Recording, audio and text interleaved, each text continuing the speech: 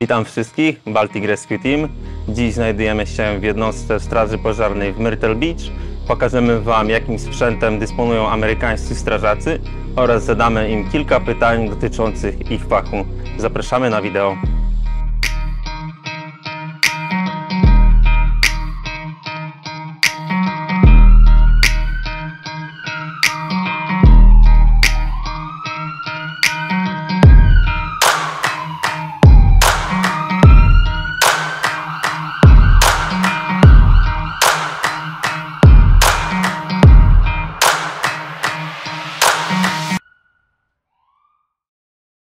It's a good career. I grew up around firefighters and, saw their bravery and, heroics and stuff kind of firsthand, and saw the stuff that they were.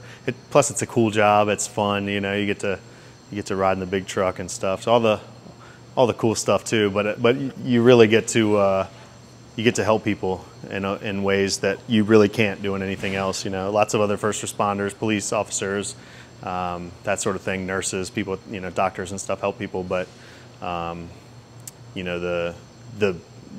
myriad of ways. There's so many different ways that we get to help with fire calls, EMS, medical stuff, with car wrecks, ocean rescues. There's so many different. We have technical rescue teams. There's just so many avenues to help people that the other professions don't really get to encounter. So.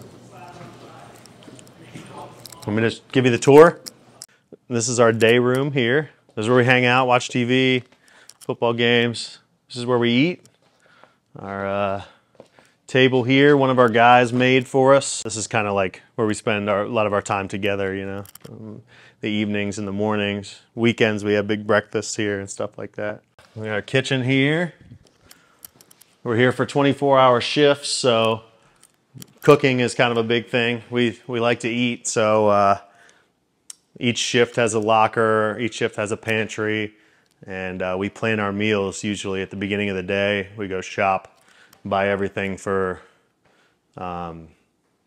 breakfast, lunch, dinner, whatever meals we're having for the day. We're at Station 6, which is on 38th Avenue North in Myrtle Beach, and that's the back door where you came in, the first room here. Like every firehouse, physical fitness is a big deal. So this is the workout room. Got some dumbbells, treadmill, Stairmaster, all sorts of good stuff in here to stay in shape. Some guys like to do more cardio, some guys like to do more weights. And then we have a group that likes CrossFit style. Famous stepper, right? Oh yeah, yep. We had to do that. That was part of the physical agility to get hired as Stairmaster. So this is what's considered like a family room or day room where we can watch TV, relax. The weekends are a little more relaxed than a weekday, a normal day of work. So this is where we just kind of spend some family time and unwind a little bit when we can. And then in here is the famous firehouse kitchen. Meals are a big part. Lunch and dinner we eat together as a family. At the table we all sit down together, make fun of each other, have a good time, talk about the day, talk about what everybody's done with their families on their 2 days off and things like that. So these guys are getting ready for lunch and everything. And like most of the firehouses, they have a custom table. And I'm not sure who made this table. Do you guys know? I think Ruben. Okay, so yeah, Tad Rubin, which is on Ocean Rescue, he helped design and make the table, I believe. Yeah, I think Ruben's on this one. And then the custom riding board over there where they'll write up the riding assignments for the trucks for the day. But this is where everything happens, as far as anything from morning meeting. When we come in, we'll have a cup of coffee together. That's usually where we'll talk about what everybody did on their days off. We'll talk about what's happening throughout the day, whether it's training, and stuff like that, staffing, and then we'll get our riding assignments for the day. They'll hold different trainings. We'll do in-service for EMS, medical training. We'll do some fire classes in here. It's just a large space where we can get a lot of people on shift together to go over some stuff. And the cabinet over there with all the fire artifacts in it was donated by a gentleman that collected all this stuff. So he was graciously enough to give it to us when he passed away. So we have it on display. It's some of that stuff's very old and very, very neat to see. So, you know, that stuff in there is all traditional fire stuff. In the fire service, tradition's a huge thing, and we try to carry on and move on as well. Learn from the past, and remember the past as well. We got a classroom here. This is where we do training. We'll pull up, you know, things on the TV here, either training that we have scheduled, or sometimes we'll just run scenarios and stuff. We'll pull up pictures of fires that either we've had or other departments have had. You know, complex calls, water rescues, those sorts of things, and we'll pull them up on here and we'll just run scenarios with them. So we're in here usually at least once a day. This is a room where they store a lot of stuff for our hazmat team. So there's a lot of testing equipment, because we do respond to hazmat calls, which is any hazardous material. It could be radiological, could be chemical, biological, anything like that. So this is where that's just like a battery charger. So this is where they keep their stuff and are able to test monitors. Monitors have to be tested so often to keep them in date and everything. And some rip current safety on the wall here. You got a report room here. This is where all the reporting's done, paperwork and that sort of stuff. Write an incident report or whatever. Where we store our gear. And so this is where after the shift, people will bring their gear in and store it until the next shift. As you can see, you got a rescue swimmer there that's got his fins out for his next shift. It's definitely cool. Everybody's equipment, we're allowed to kind of personalize our helmets a little bit. So you'll see some of the different helmets will have different reflectors on it. Like this one here, they've chose to go with a black reflector. Him over there, he's got an American flag with yellow reflectors, and you got a gentleman over here that's got more rectangular reflectors. So they allow us to kind of customize our helmets a little bit. And then you'll see the red helmets up there. So our collar coding for helmets to kind of identify rank is black is going to be a firefighter, and then you'd have to look at the shield on the front of the helmet. Black is going to be a firefighter. So if you see a black helmet with a black shield, that's a firefighter. If you see a black helmet with a red or burgundy shield, that's going to be like an engineer or master level. And then after that's when you get into the red helmets. Red's lieutenant and captain, and then above that you get into white helmets up in the chief level. So that's a quick identifier on a fire ground. If you don't know who it is because you got a mask on or whatever, you can tell rank by the color of the helmet. A shield that was presented to me when I promoted to engineer level. So I've ran that, but we are allowed to customize. Like this gentleman has a custom shield. He's chose to E for the engine, and then 6 for station 6 or engine 6. So you got his shield, and then for example, this lieutenant here has a custom shield as well, which he went with 6 on a dice. So pretty cool how you can customize it. And it's The shield is one of those kind of sacred things to the firefighter, and you earn your shield more or less. It's not just something that's given to you when you start out as a recruit firefighter here. You have a helmet, but no shield on it, and you have to go through recruit school, graduate and everything, and then you get your probationary shield, which is kind of like an orange or yellow shield to identify that you're a probationary firefighter. So here's the map with the districts broken down. This is our district up here. Let me cover. This is the lieutenant's report room or office and office and bunks. There's 2 beds over there, and then the office, myself and the lieutenant sitting here. At this station, there's 2 officers for each shift. So there's 2 lieutenants or a lieutenant and a captain for each 24-hour shift. So this is where we sleep, myself and the other lieutenant here. And then the guys have a bunk room. It's just literally just a bunch of beds and lockers down here. That's kind of it. Inside. 500 horsepower. Joe found it. 500? Yeah, that's it. Thank you, guys. That's their bunk room there. Just a bunch of lockers and beds and stuff. The same deal. in this room, this is the kind of like the firefighters report room. This is where we can come in, do call reports. After the call, we have to do the paperwork, document it. We've got a CAD up there. We can watch real time what units through the city are out on calls.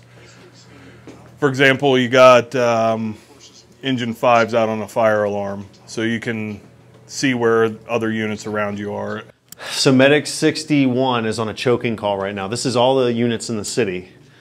We have truck 5 and engine 5 here out of this station. But that's all the calls in the city, so we can have an idea what's going on, what units are on what calls, to know if other people are in service. If we get dispatched to something and we're all hanging out in there, we'll kind of walk through and we'll look up here and check to make sure we heard the address correctly or the type of call, or sometimes there'll be little notes up there. We can kind of figure out what's going on a little bit from it. So, but it's good for when we get the summertime. It's super busy. You know, it's good that we have an idea of what the other units were on the north end of the city. So we don't have any city units to our north, any other fire stations to our north that are in the city. But we want to know what the station 2 just to the south of us, if they're both out on call. There's 2 units there. If they're both out on a call or something, it's good for us to know, you know, we're covering their district also, you know, so. We'll come out to the apparatus bay. So in this firehouse, it houses a engine, a truck, which we call anything with a ladder on top of a truck, pretty much. But this one houses specifically our tower truck, which has the bucket on the end. So, and then also down here is the hazmat response pickup truck. So they have all their hazmat gear in the back of it, and they can respond to calls in it as well for hazmats. This one gets pulled out as far as I know. I'm not on the hazmat team, but as far as I know, when we have a hazmat, the engine out of Station 6 is considered the hazmat engine for the city, and then they'll come and get this if this is required to be on scene. Because like I said, it has all their equipment, their suits and everything in there to do a prolonged operation. We have what's called a CAD system. So it's a digital system. We used to do everything over radios. So they dispatch us over the radio. We go to respond. If, for example, I was going on a call, all I would have to do is touch the screen on en route. It would send that back to dispatch, and they'd know we're en route without me having to pick up the radio. That comes in handy when there's a large incident going on and there's a lot of radio traffic, or there's serious radio traffic going on. You don't want to try to key up in the middle of it and say we're on scene or we're en route, so you can just hit the computer. It'll also display information about the call that you're going on. It'll show you a map of where you're going. It'll show fire hydrants on there and everything. So there's a lot of information that can be pulled from the MDT here while you're en route. So it's one of those technological steps forward that's been a huge help in the fire service. Our breathing systems that allow us to go into a structure to try to rescue somebody or put the fire out.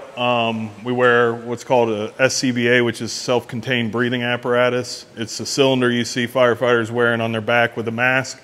And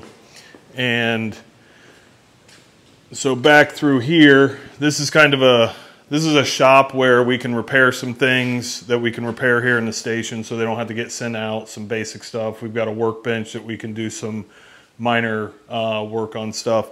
And then back through here is where we actually fill those cylinders. So this is a compressor to be able to fill those cylinders up. We have 2 of these in the city. One's at this station and the other one's at Station 3 on the south end. So once we deplete all those cylinders on scene after a fire, then we'll come back, we'll refill them here. And it's tested to make sure it's breathing quality air that's going in the cylinders and everything. And you put them in here, hook them up. This is it's kind of like a blast shield. You can't fill them unless this door is back closed. So that way, if something does happen, you have a catastrophic failure of the cylinder, it's all contained in here so you don't get harmed. We're upstaffed today for the hurricane. We have 4 riding on the truck. We usually ride 3 and 3, so there's 6 here on a normal day, 6 personnel. But today we've got 7 due to the upstaffing for the hurricane.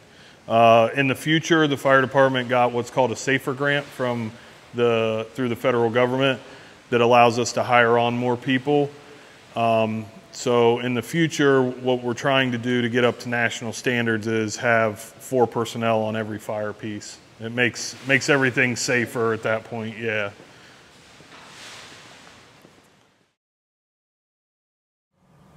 My name is Brian Mitchell. I'm with Myrtle Beach Fire Department, a battalion chief, and oversee the ocean rescue. All right, in 2015, City of Myrtle Beach Fire Department got back into ocean rescue. The chief saw the need, as well as city council and city members that wanted us to get back in the game of ocean rescue. So we started off doing Red Cross classes and then moved our way up to the USLA open water 40-hour course that originally about 25 or so of us went through that first course back in 2015, and each year after that we've added members. Right now we're probably around 35 members that are spread out throughout all 3 shifts. When they're working, they can respond 24 hours a day, 365 days out of the year. I got in the fire service back in 2001. I lived in a small town in Ohio. And my friend actually one day asked me if I wanted to go to a volunteer fire class, and I was like, I don't know. I don't know if I really want to do it. And he kind of persuaded me to do it.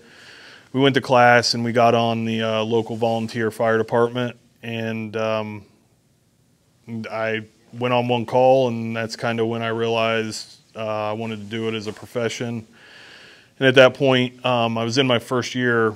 I was starting my first year of college, and I didn't really know what I wanted to do in college. And my parents helped me find a school that had a degree in fire and emergency services. So I went to that school, got all my fire training, and became a paramedic there, and then was able to start applying for jobs. So that's kind of the short of how I got into it. One of the things that impacted me when I first got in was the year I got in was the year 9/11 happened, so that kind of solidified that I wanted to do it. I guess about 7 years ago now, we started noticing that we had some opportunities, I think, to help down on the beach. The police in the city of Myrtle Beach for years had handled all water rescues. And we had a couple incidents where we ended up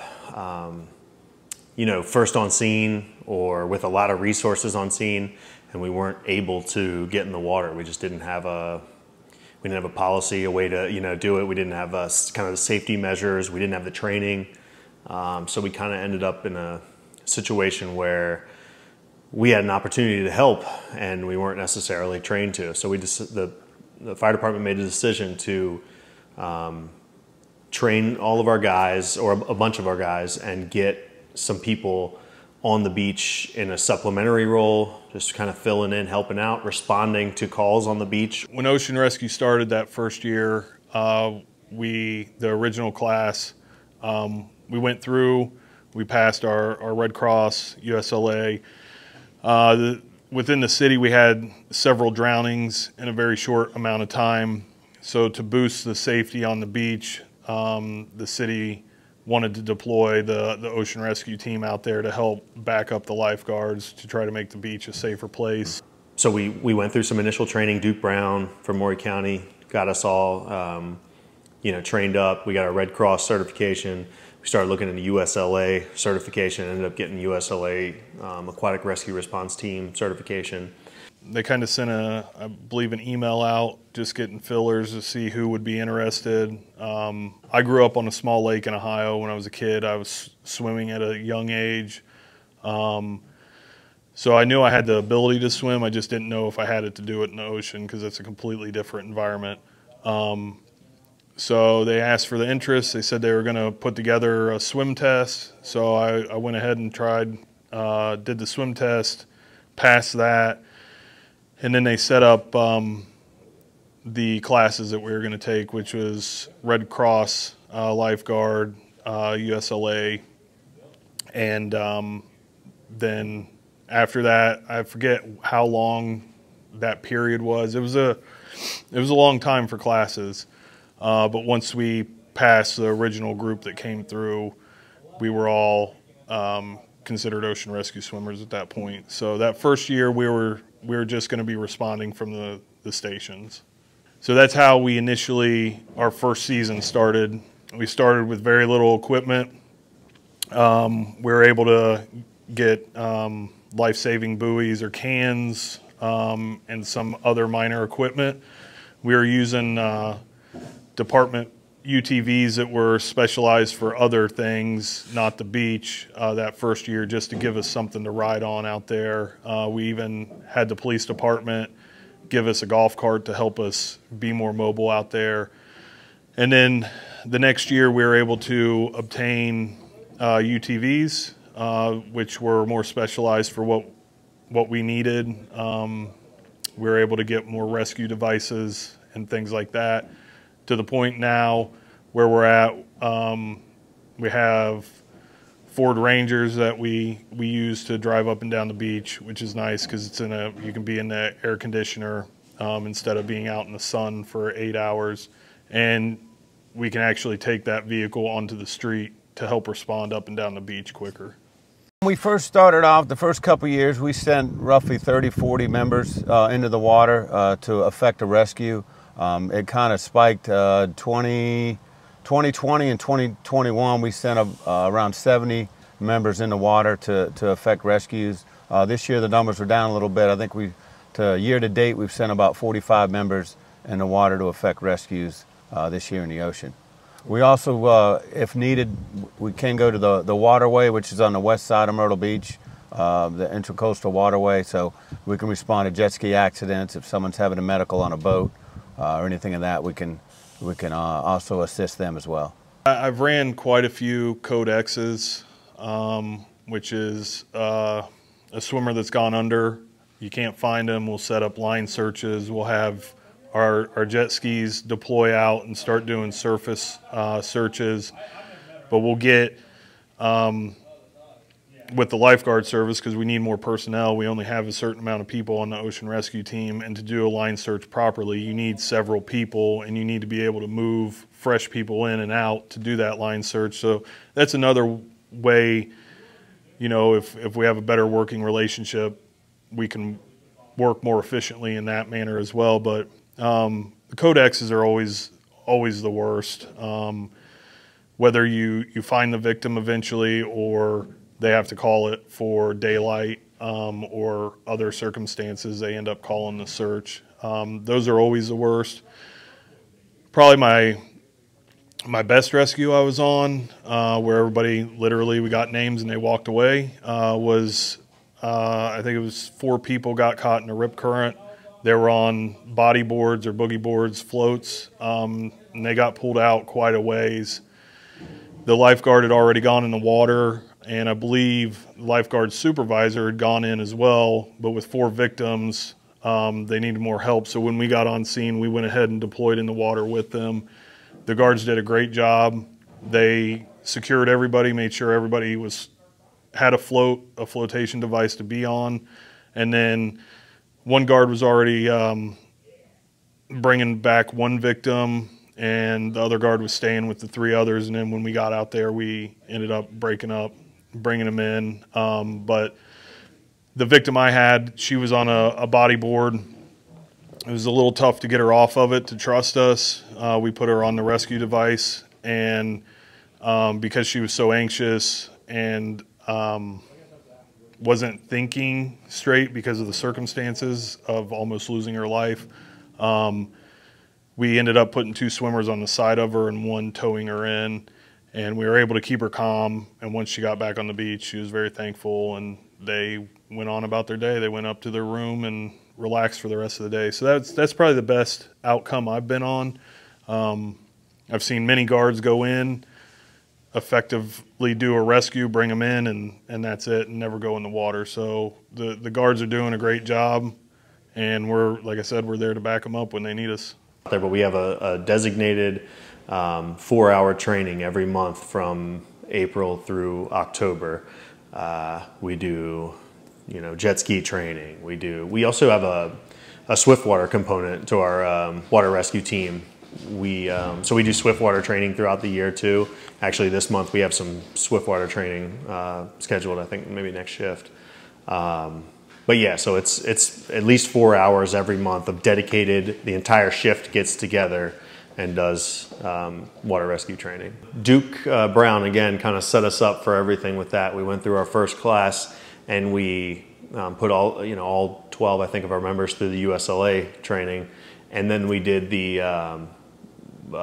we got some of our guys certified as instructors so we could teach in-house. So myself and 4 or 5 other guys are Red Cross lifeguard instructors and USLA lifeguarding instructors. And we've put a new class. It was 10 or 12 the first year, about the same the second year. The next year maybe 8, and it's kind of gone down. But we have like 30 something members total. The last couple classes have been 5 people or so. We'll put them through the Red Cross training. We split it up between pool and classroom. We do the Red Cross lifeguarding and then the open water portion of that. And then we do the USLA training, which is about a week long, about a 40-hour course, where it's some classroom component, and then we get out into the water, into the open water. We usually do that April or May. We put the guys through that when the water starts to warm up a little. Over the last 5 summers or so, it's every year gotten bigger and bigger. Our training, our equipment, the department's been able to supply us with like pretty much anything we've asked for, anything we've needed to make the team a success.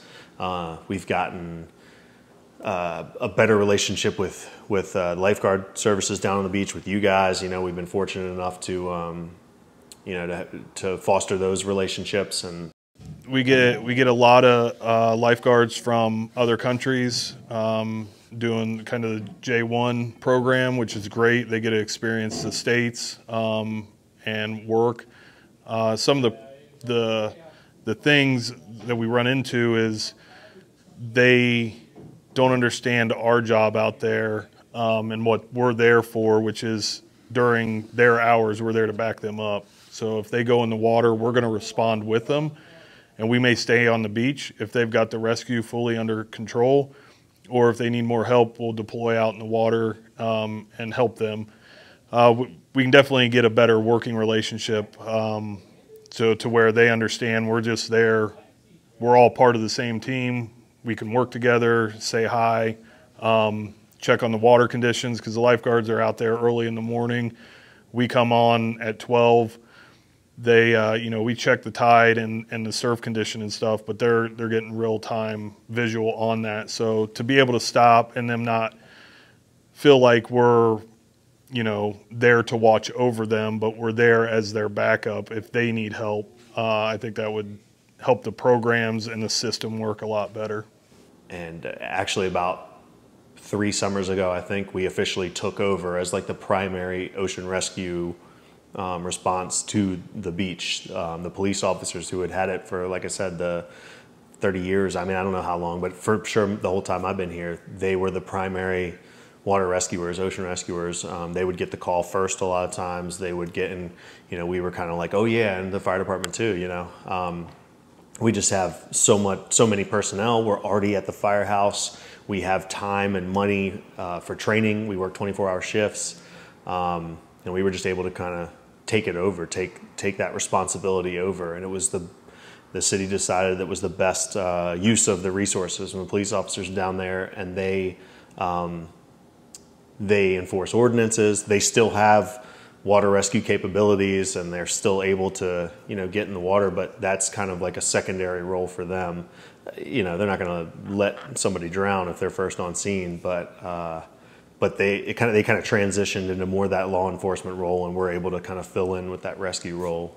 Anyone's welcome to join the team. After 1 year of being on the job, once you get off probation, you can join a water rescue team or the hazmat team or USAR team. But once you do that, you start training, start getting your conditioning up. We put you through the American Red Cross, life-saving, the lifeguard course, and then we move on to the United States Life Saving Association 40-hour open water course.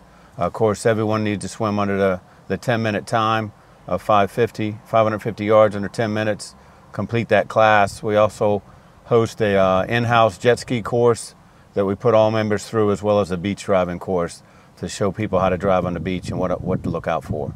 We also, during the summer months, we'll have up to 4 two-person crews out there patrolling the beach that can help with EMS, can help with water rescues, anything that happens on the beach. We try to handle it to leave all the fire engines and the ladder trucks in the stations so that they can respond to other calls.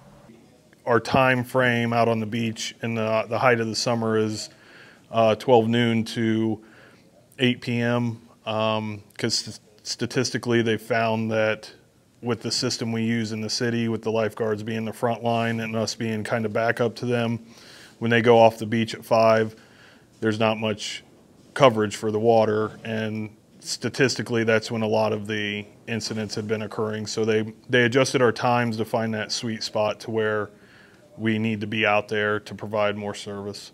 In the middle of the summer, where we start having some people that swim, you know, a 10 to 12 minute 550, or we have a non-swimmer out there as just a driver. We're in a good spot because there's 2 of us, and the other people who work out there a lot of times are officers, company officers. So they ride fire trucks, they're used to talking on the radio, they're used to giving size ups, they're used to relaying information to dispatch and to incoming units. So we'll have those guys. It'll be myself and another guy that's not a swimmer, not a rescue swimmer out there, not a lifeguard. But when we arrive on scene, I'm able to hit the water, and that other person's able to relay information. You know, the same way you guys use it, maybe a supervisor or something, you know, where you get the lifeguard will hit the water, and then you have that supervisor coordinating incoming resources, you know, requesting medic units, those sorts of things. So this year, the city approved 3 lieutenant positions, 3 beach lieutenant positions. So there's going to be growth in the ocean rescue division. I think we're just technology is coming around. We have drones that we use now to help get a bird's eye view of the water when we're out there. I think you'll see better technology come out. You'll see more personnel hit the beach. We have a recruit class that's getting ready to start. Hopefully we'll have some people in there that show interest in ocean rescue, and we can get them to come on and be swimmers and stuff like that. But I see the program growing personnel-wise and technologically. Future for us is to continue to grow, to get more members, so we have more individuals that can respond from the stations or pick up the shifts and patrol the beach. Again, we go in the water, in the ocean. Vehicles go in ponds. We'll go in a pond to help people get out of vehicles that way. We just had Hurricane Ian, so we had a swiftwater boat team as well, and upstaff some other things. So we're kind of an all-hazards fire department. So we like to get as many members as we can that can go into the water and affect rescues. We, Stand by for emergency traffic info. they're getting a call. If you want to go record them like leaving for a call or anything like that, they're going to be leaving. You can do that real quick, and I can jump back in here. You want to do that?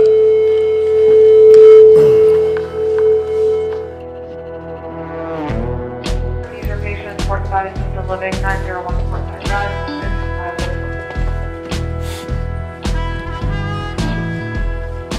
We set everything up first thing in the morning when we come in after we do our morning meeting. We set everything up.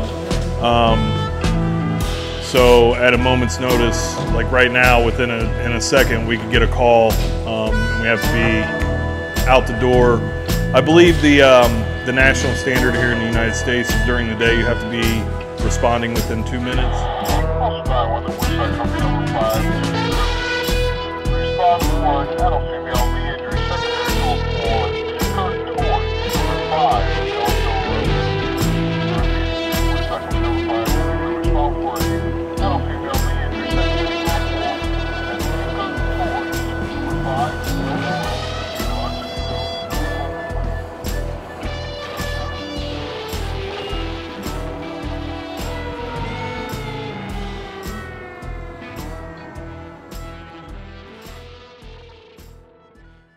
Nasza wizyta w Fire Department w Myrtle Beach dobiega końca. Mam nadzieję, że mogliśmy Wam w wyczerpujący sposób przybliżyć pracę strażaków w Stanach Zjednoczonych. Zapraszamy Was do oglądania naszych wideo i sprawdzenia naszego kanału na YouTubie. Pozdro! Jak się masz? Jak się masz?